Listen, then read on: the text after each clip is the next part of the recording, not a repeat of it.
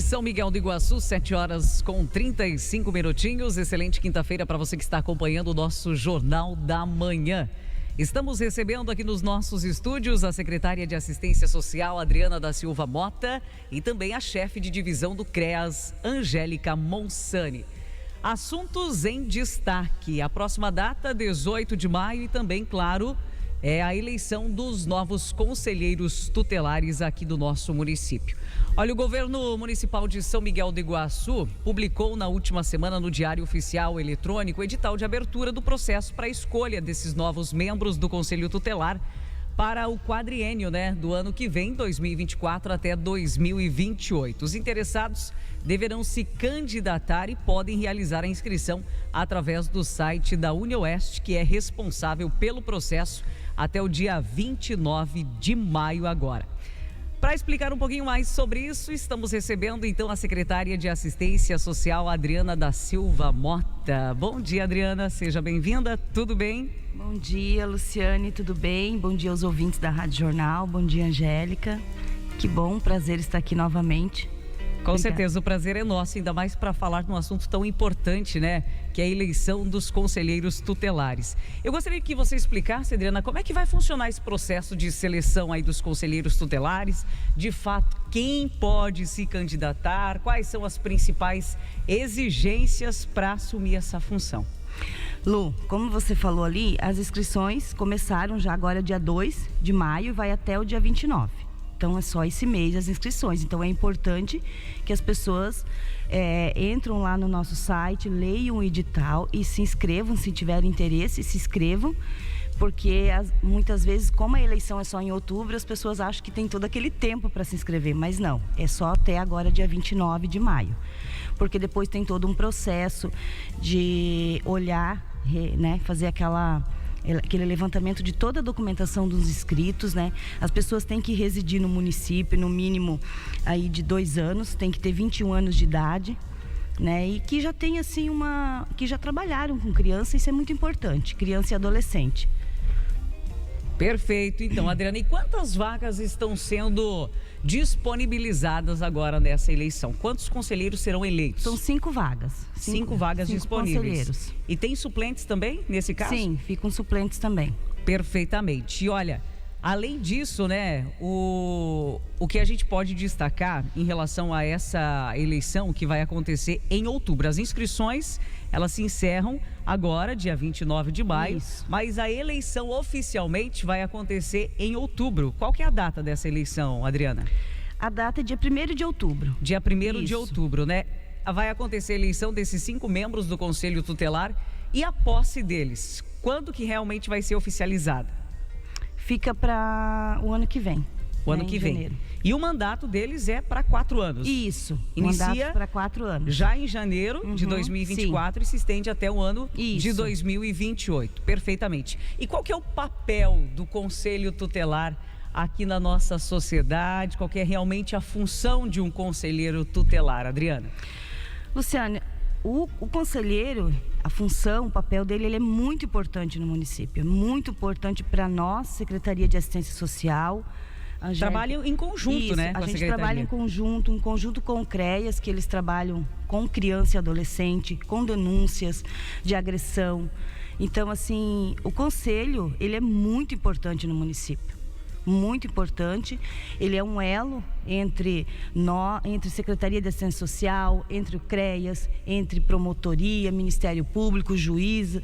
Ele é um elo muito grande e tudo que é denúncia que chega para nós, Secretaria ou CREAS, nós levamos para o conselho para ver se o conselho já está a par ou já sabe o que está acontecendo.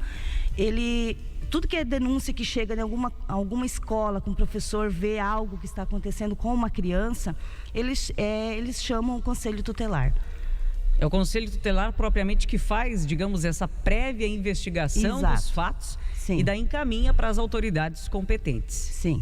E nesse dia, quem que pode votar para eleger esses novos conselheiros? Quem que está apto? Todos os nossos eleitores que têm títulos de eleitor podem estar votando. Qual que vai ser o horário da eleição? Vai ser das 7h30 até as 5 da tarde. Então, durante todo esse Isso. período, sem intervalo para almoço, o pessoal pode votar. E aonde que vai acontecer essa eleição? No ginásio aqui, o Walter Marcon, no centro. No centro da cidade. Então, não deixe de votar. Realmente é uma escolha muito importante, né, para o nosso município. Assim como eleger prefeitos e vereadores, é uma função importante de você, cidadão são-miguelense, também eleger esses novos conselheiros tutelares que estarão trabalhando em prol das nossas crianças e dos nossos adolescentes pelos próximos 4 anos. Exatamente, Luciane. É muito importante que as pessoas venham votar e eleger os novos conselheiros, porque nós dependemos deles, desse novo conselho, para estar fazendo todo esse trabalho com nossas crianças, nossos adolescentes. Então, é muito importante. Não é obrigatório, né? Não é obrigatório, mas assim que as pessoas tenham essa consciência de eleger, né, os novos conselheiros, porque é de grande ajuda para nós. Com certeza. E quem já é conselheiro tutelar, pode se candidatar novamente? Pode sim. Não tem nenhum pré-requisito que impeça? Não tem. Eles podem estar se candidatando sim. Perfeitamente. E olha, na próxima semana também a gente vai ter uma data muito importante, né? Que é o 18 de maio, que é o Dia Nacional de Combate ao Abuso e à Exploração Sexual contra Crianças e Adolescentes. E para falar sobre esse movimento, né, sobre essa mobilização que acontece em todo o nosso país, a gente conversa com a Angélica Monsani, que é chefe de divisão do CREAS aqui do nosso município. Angélica, bom dia, seja bem-vinda, tudo bem? Bom dia, Lu, bom dia aos ouvintes, tudo bem? Tudo Prazer certo. Estar aqui novamente, né? Todo ano o governo municipal, ele realiza essa campanha e mais uma vez a gente está aqui para falar sobre ela. Com certeza. Eu gostaria que você explicasse por que a escolha desse dia em específico. Tem uma história por trás disso? Existe uma história, sim, uma história bem triste, né? Há 50 anos atrás, em 73, teve um caso conhecido como caso Araceli. Foi uma menina de 8 anos, ela foi estuprada, morta por adolescentes, jovens de classe média no Espírito Santo, e até hoje esse caso ficou impune. Então, essa data foi escolhida porque foi a data em que ela foi estuprada, morta, queimada, e então a gente relembra todos os anos, apesar de passarem 50 anos, a gente ainda tem muitos casos de violência sexual no município, inclusive. É justamente para reforçar, né, que é interessante essa questão de você, de repente, percebeu alguma coisa diferente, pelo menos denunciar para que os órgãos competentes possam fazer realmente justiça. Nesse caso, essa é a palavra, né? Isso. E acolher a criança também, né? Dá além todo da suporte. Justiça. Isso.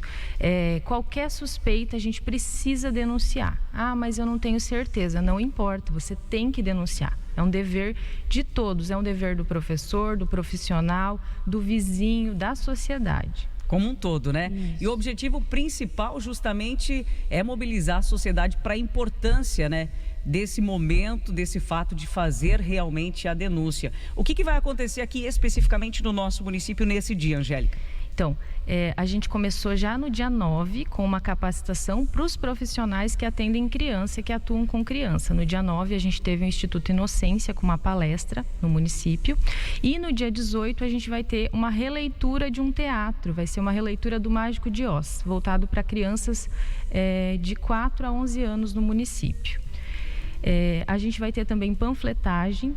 O pessoal do Rotary, da ASR estão nos auxiliando. No dia 18 eles estarão no centro fazendo a panfletagem. Então o pessoal que a gente agradece já o Rotary pelo envolvimento. A CISM também está auxiliando, entregando cartazes para os sócios, né, os empresários associados. Então a gente pede para que o comerciante, o empresário, fixe o cartaz na sua loja, auxilie a gente na campanha. É um dever de todos nós, né? É importante que quanto mais pessoas envolvidas, melhor, para que a gente alcance o maior número de pessoas e proteja as nossas crianças. Perfeito. E você tem uma relação aqui no município de quantos casos nós tivemos, pelo menos nesse último ano? Sim, 2022 nós tivemos lá no CREAS 85 encaminhamentos de violências no geral. Dessas 85, 42 foram por violência sexual. Quase a metade. Meu Deus. O número é muito alto. Dessas 42 crianças e adolescentes que foram encaminhados, 83% eram meninas, 71,4% tinham menos de 13 anos e 85,7% dos abusos aconteceram cometidos por alguém próximo da criança. Então, um vizinho, um padrinho, um amigo da família, pai, padrasto. Então, assim, a criança, a maioria dessas crianças foram vítimas por alguém conhecido, alguém que tenha vínculo com essa criança, seja sanguíneo ou vínculo afetivo. Então, é importante que a gente leve informação para a criança, conhecimento. A gente acha, não, mas eu cuido muito bem do meu filho, não vai acontecer com ele. Mas às vezes alguém próximo, alguém que é gente boa, que é querido, que você não desconfia. Exatamente, né? Dificulta ainda mais, né? Porque é uma pessoa próxima de convívio familiar que está praticamente sempre em contato com a família, com a criança, e você jamais vai desconfiar. Não levanta suspeitas, né? O agressor, ele não tem cara. Então, a gente precisa levar informação e conhecimento para a criança que ela possa identificar o que está acontecendo ou o que possa antes que aconteça, para que ela venha e tenha confiança e chegue em você, né, pai, mãe, uma pessoa que seja de confiança para ela, para que ela leve isso e peça ajuda. Perfeitamente. E olha, a maioria dos casos, como você mesmo mencionou, Angélica, acontece no próprio convívio familiar. E isso também acaba dificultando e muito, né? Principalmente porque a criança, ela foi violentada e ela tem aquele receio, aquele medo, muitas vezes sofre aquela pressão da pessoa que está fazendo esse ato com ela, de não comentar nada, de não falar nada, de não fazer a denúncia. E isso acaba dificultando e muito o trabalho, né, das autoridades e dos órgãos competentes. A criança sabe que é uma pessoa que é do convívio e que pode ser que a família não acredite nela, né? Também. E o agressor usa isso também para forçar ela, isso, né? Para que ela não fale. Ela sabe que vai gerar um conflito, né? Muitas vezes gera um conflito ali na casa, então para a criança é muito difícil. É muito mais fácil ela chegar e contar quando um estranho comete esse tipo de violência, né? E a família acolher, do que quando ela chega e conta que é um membro da família, que é alguém próximo, é alguém querido, né? Então é muito difícil. Então por isso que a gente precisa levar a informação para a criança, a gente precisa falar, pai, mãe, falar sobre isso com a criança, para que se ela identificar qualquer coisa estranha, ela tenha confiança de te levar isso e te contar. Perfeitamente. E como é que a maioria desses relatos, aí vocês tiveram contato com a criança que foi abusada?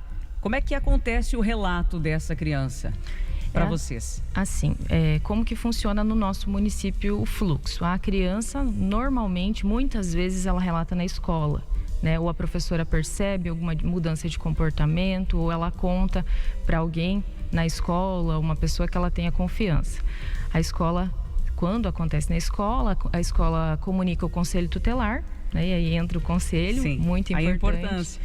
E no conselho existe uma profissional que faz a escuta especializada. Então é uma psicóloga que ela vai ouvir essa criança, né? Colher todo o relato para proteger essa criança, né? Avaliar quais os encaminhamentos que ela tem que fazer, se ela precisa ser encaminhada para atendimento psicológico, se o agressor está na casa, se ela ainda tem contato com esse agressor, né? A gente precisa proteger essa criança. E aí ela vai ser encaminhada para o CREAS também. Delegacia, Ministério Público e CREAS. O CREAS faz o acolhimento dessa família e dessa criança, vai fazer o acompanhamento. Então vai dar todo o suporte para que essa família, essa criança supere essa violência. E siga a sua vida normalmente, né? Isso, dentro do que é possível, do que é possível, exatamente. Todo o suporte aí, né? Principalmente dos órgãos que você mencionou e, claro, principalmente da família, né? Nesse caso também é muito importante. E claro que nesses relatos, né, Angélica, a abordagem, ela precisa ser diferente, né? Sim, a gente tem lá no CREAS psicólogos e assistentes sociais que fazem o acolhimento dessa criança e da família também. Porque não é só a criança que sofre, né? Diante de uma situação como essa. Isso, então a gente faz o acolhimento da criança, da família, verifica quais as possibilidades de proteção dessa criança para que ela não tenha mais acesso ao agressor, né? E aí o Ministério Público, a delegacia, vai cuidar do agressor, né? De responsabilizar essa pessoa que cometeu esse ato. Perfeito. Em relação à sociedade, de repente visualizou, percebeu alguma coisa diferente, de que forma ela pode fazer uma denúncia? Precisa ser realmente identificado, né? Ou pode manter o anonimato também? Ela pode fazer a denúncia pelo Disque 100, não precisa se identificar. Ah, mas eu não tenho certeza. Não precisa ter certeza, você vai deixar para os órgãos competentes fazer a investigação. Então tem o Disque 100, é um canal de denúncia nacional, qualquer pessoa pode fazer uma denúncia, não precisa se identificar e ele vai ser encaminhado para o conselho daqui do município, se for o caso para o CREAS, Ministério Público, delegacia. Então, ok. E em relação à população são miguelense, de que forma que elas podem contribuir e participar ativamente dessa campanha? Então a gente pede que, para os empresários que fixem cartaz, que participem, quando tiver palestras, que participem, que mandem seus filhos, para o teatro, que as crianças consigam ter acesso a essa informação, que o pai e a mãe busquem informação, Hoje a gente tem muitos profissionais que estão nas redes sociais, que ensinam como a gente abordar sobre o assunto, que busque conhecimento.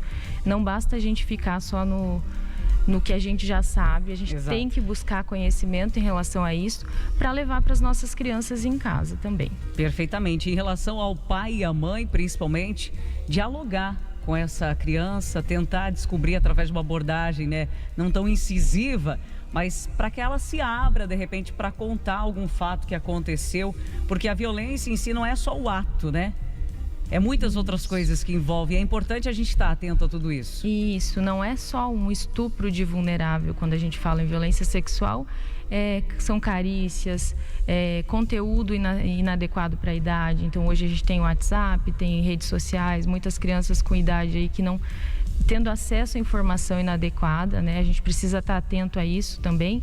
Então é uma violência, existe a violência com toque e sem o toque, Então é importante que a gente fique atento às nossas crianças e leve informação, que converse com ela no dia a dia. Você está dando banho, a criança é pequena, converse com ela, nomeie as suas partes íntimas, explique para ela por que é íntimo aquela parte, que ninguém pode tocar.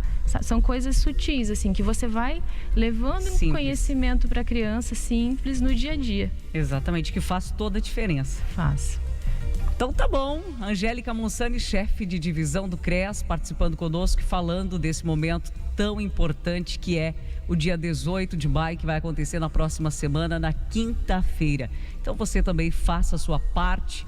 Qualquer informação que você possa repassar às autoridades, qualquer suspeita, Disque 100.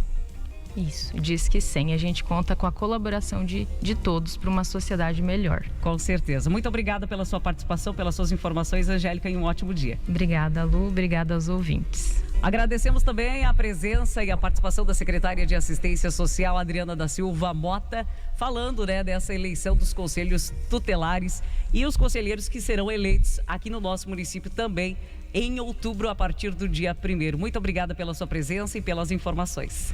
Obrigada, Lu. Que todos tenham um bom dia. E, mais uma vez, obrigada pelo espaço. Nós que agradecemos. 7h53. A seguir, você fica com os destaques esportivos com Diego Soares. A você, uma ótima quinta-feira. Jornal da Manhã. Jornalismo e prestação de serviço. Rádio Jornal São Miguel. Jornal da Manhã. Rádio Jornal. O Dia das Mães chegando e você não pensou no presente ainda?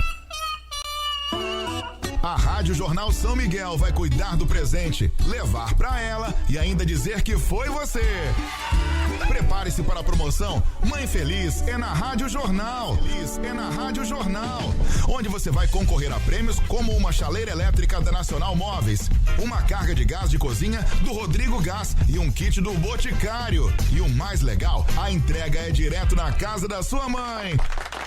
E aí, vai deixar passar essa oportunidade de presentear sua mãe? Para participar é fácil. Envie no nosso WhatsApp